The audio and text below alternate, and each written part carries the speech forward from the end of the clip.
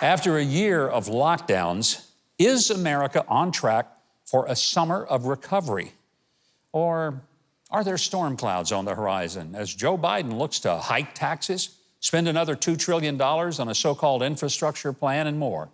Well, to help break it down, I want you to welcome to the show economist, author, and former advisor to President Donald Trump, one of the few economists that actually makes sense. Would you welcome a good friend, Stephen Moore?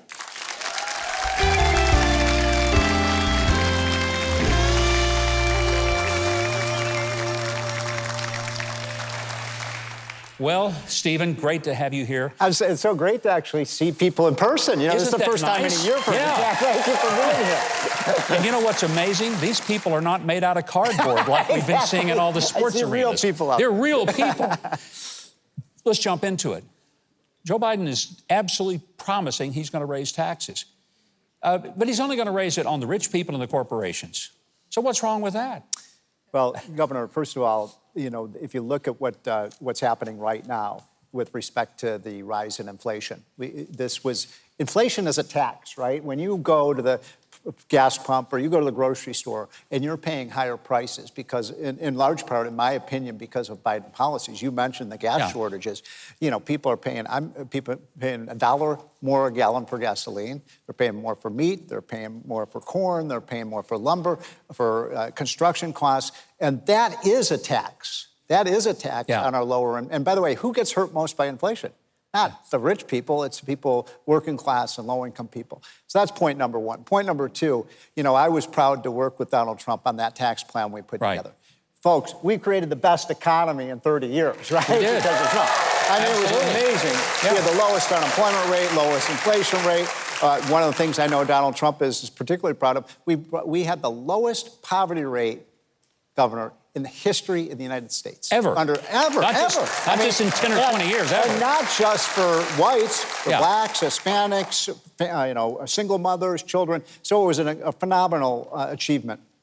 And what worries me right now is that we've got a president who's kind of screwing it up. But I want to talk specifically as to, it's not just the tax increase, it's the spending on the government. That's Joe right. Biden, and let's be fair to him, it's not that he's insincere. He literally and sincerely believes that if the government will spend a bunch of money, the economy will be supercharged. Well, why wouldn't that work? My problem is that when you keep spending, you keep borrowing, and you keep taxing like this, government's going to get bigger. It's no surprise that we've had inflation because it's almost like the Federal Reserve is basically just printing money and churning it out there, almost like dropping $100 bills out of helicopters. And that's the reason, by the way, that prices are rising. And if we continue to spend and borrow like this, and incidentally, the amount of money we're borrowing this year, just to give you a sense of how much this is, it's more money than the United States government borrowed adjusted for inflation to finance the Revolutionary War, the Civil War, World War I, and World War II. That's a lot of borrowing. That's incredible. And that's just this year? Just this year. Wow. And, you know, our national debt now is over 100% of our GDP. The alarms should be going off, and no great nation can do that. You know, the only people who are going to benefit from these spending and taxing plans are China. Let's talk China, because they cheat on trade deals. Yep. They dump products into a marketplace and make it impossible for American companies to compete. Donald Trump was standing up to China. People may not like him, but he was the first president that I can remember, Democrat or Republican, who just said, no, we're not going to let them push us around. Front page story in the Wall Street Journal today showed big declines in imports from China. And why? Because these tariffs are really starting to affect China. And look, I'm a free trade guy, but I think China is so out of control right now. They've become such a threat on the world stage. And what really infuriates me is when, you know, Kerry goes over there and says, oh, they're going to buy into this climate change stuff. Folks, we all know what China wants, right? They want global dominance. They're laughing behind our back. We're you know, breaking the back of our energy industry. We're imposing all these new taxes. China's not going to do that. They're building 100 coal plants as we speak.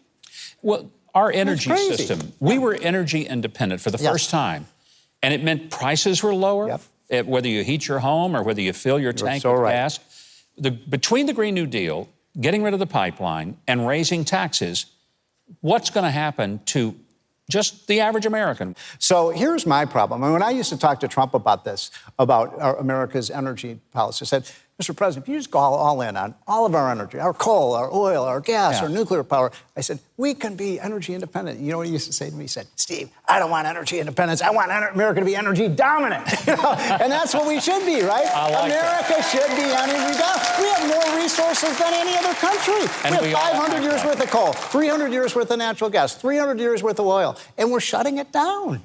And you know what? After 300 years, I probably won't care a whole lot about Maybe we will be able to have windmills. Stephen, I'm going to tell you, it is great having you here, and in large measure because people need to know you helped as an architect of the economic recovery that we saw for those years, and I wish you were still there now. Well, boy, do I wish you were still there. Just one thing on the way out.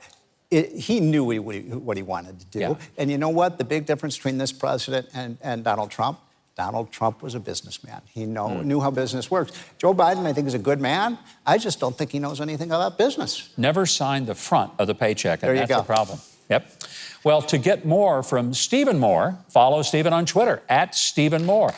Plus, pick up his latest book. You're going to love it, Trumponomics. You can get that anywhere you prefer buying your books.